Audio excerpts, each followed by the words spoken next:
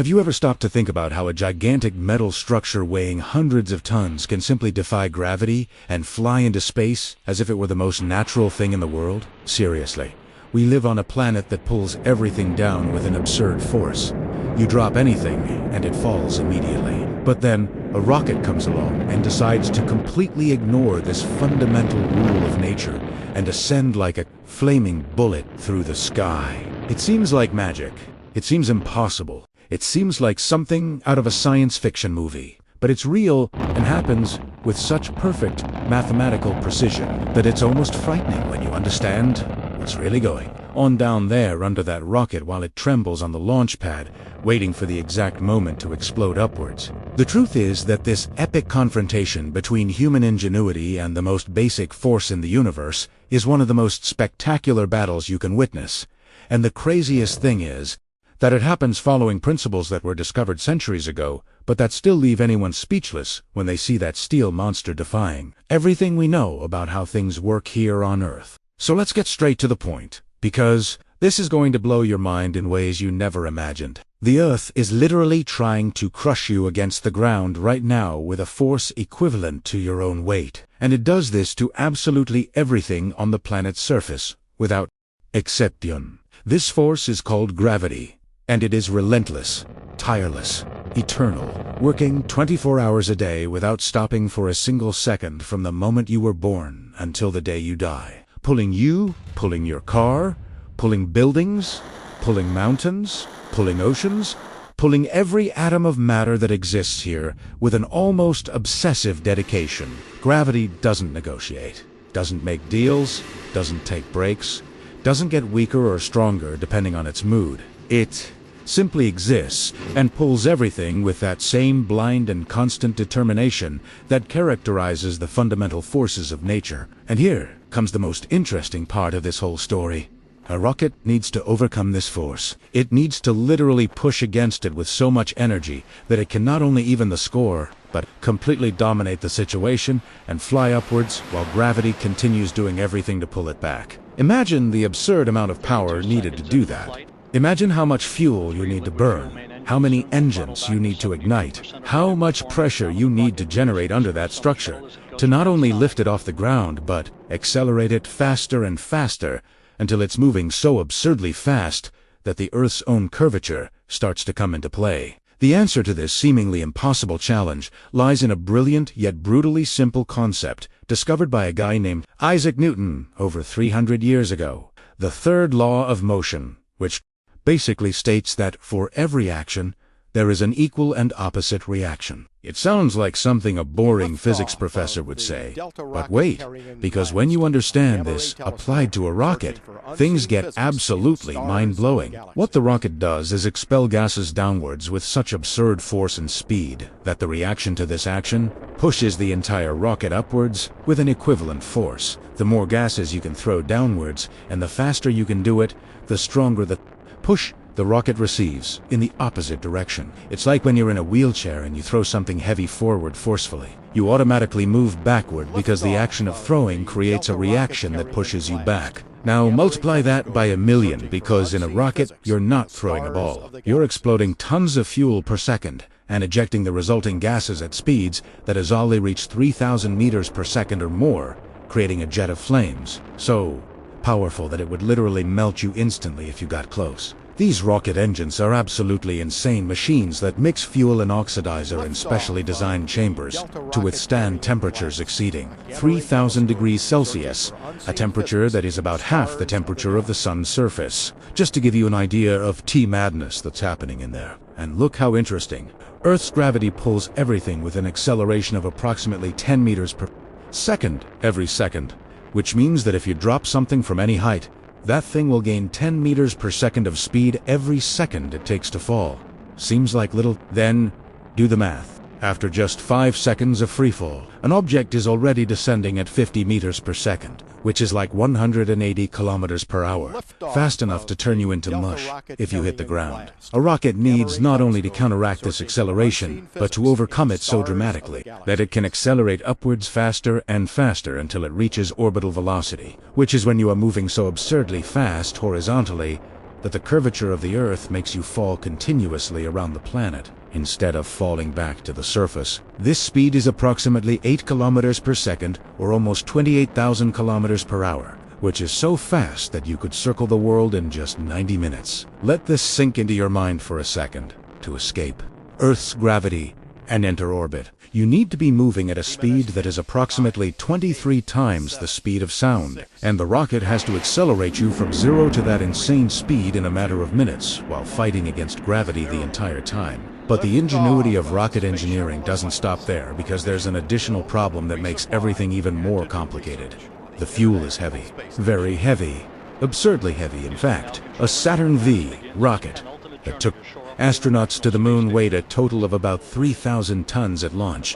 And do you want to know how much of that was fuel? More than 2,800 tons were just fuel and oxidizer, meaning that the payload and rocket structure represented less than 10% of the total weight. This creates a brutal paradox. You need a lot of fuel to generate enough thrust to overcome gravity. But the more fuel you carry, the heavier the rocket becomes, and the more fuel you need to lift that extra weight, which makes the rocket even heavier, requiring even more fuel in a vicious cycle that seems impossible to solve. The solution that engineers found was the concept of multiple stages, which is basically dividing the rocket into sections that are discarded as their fuel runs out, making the rocket progressively lighter as it ascends. The first stage burns all its fuel in the first few minutes of flight and is then separated and discarded, falling back to Earth, while the second stage ignites its engines and continues the journey, now with much less weight to carry because it no longer needs to drag that giant first stage that has already fulfilled its function. And there's another absolutely crucial factor in this battle against gravity that many people don't consider: atmospheric drag.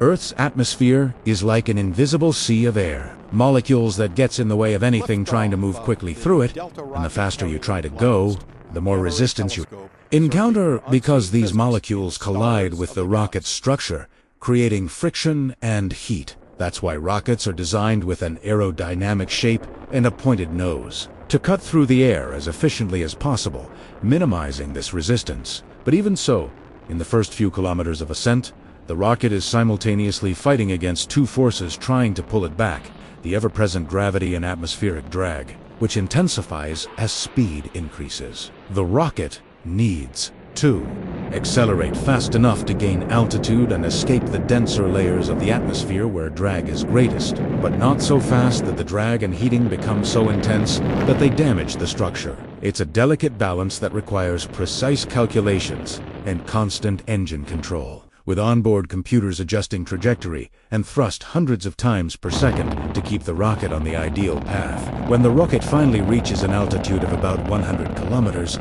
it has crossed the Kármán line, which is considered the boundary between Earth's atmosphere and space, and their atmospheric drag practically disappears, leaving only gravity as an opponent. Now let's talk about something that will blow your mind. Even when a rocket reaches orbit, it hasn't truly escaped Earth's gravity. It's actually in constant freefall around the planet. It seems contradictory, but that's exactly what's happening. Gravity continues to pull the rocket and everything inside it with the same determination as always, but because the rocket is moving horizontally at an absurd orbital speed, it continues to miss the Earth as it falls, following a curved trajectory that follows the curvature of the planet, causing it to remain at a more or less constant altitude while it circles the globe. It's like throwing a stone horizontally.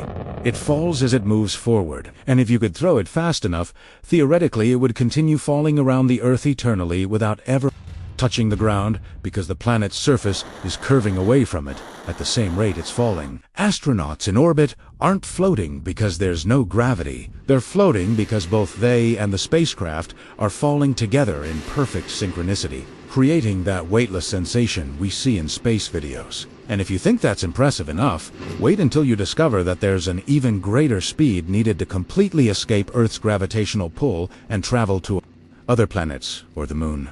Escape velocity, while orbital speed is approximately 8 kilometers per second. Escape velocity is 11 kilometers per second, or about 40,000 kilometers per hour, which is the speed required for an object to have enough kinetic energy to literally break free from Earth's gravitational well and continue its journey through space without being pulled back. The Apollo missions to the moon had to accelerate to this speed after already being in Earth orbit, using an additional third stage to give that final push needed to escape gravity and begin the 3-day journey to our natural satellite. It's an absolutely spectacular demonstration of engineering and physics working together to overcome the limitations imposed by nature. The most fascinating thing about all this is realizing that each rocket launch is essentially an epic battle where humanity is, telling the most fundamental force in the universe that we will not accept being stuck down here, that we will use our knowledge and technology to defy the basic rules of reality and reach places that would naturally be impossible for us. Each engine igniting is a cry of rebellion against the tyranny of gravity. Each ton of fuel burning is pure energy being converted into upward motion against everything that physics says should keep us stuck to the ground. And it works. Gloriously it works, with a consistency and precision that prove that when mathematics and engineering are applied correctly, you can literally move mountains or, in this case, move hundreds of tons of metal and fuel vertically against the will of the Earth itself. It is poetry in the form of equations. It is art expressed through chemical propulsion. It is the ultimate proof that the human mind can understand and master even the most powerful forces of nature when we apply sufficient dedication and intelligence to the challenge. So the next time you see a rocket launching on television or in a video, remember that you're not just watching an object flying. You're witnessing one of humanity's greatest victories over the physical limitations of our world. You're seeing tons of dead weight being lifted through sheer brute force generated by controlled explosions happening hundreds of times per second inside those furious engines. You're observing Newton's mathematics being validated in real time as that magnificent machine defies gravity and wins. Leave your reaction in the comments telling me if you can imagine the insane amount of energy being released down there under the rocket. Subscribe to the channel so you don't miss any content about science and space exploration, because there's much more mind-blowing stuff coming. And leave a like to help me continue bringing these fascinating topics to you who love understanding how the universe around us works. And look, there's an incredible video popping up on your screen right now that'll show you even more spectacular facts about things that will blow your mind. So click there and continue this journey of discovery with me, because I guarantee you won't regret spending a few more minutes expanding your knowledge about the most fascinating mysteries of science and technology.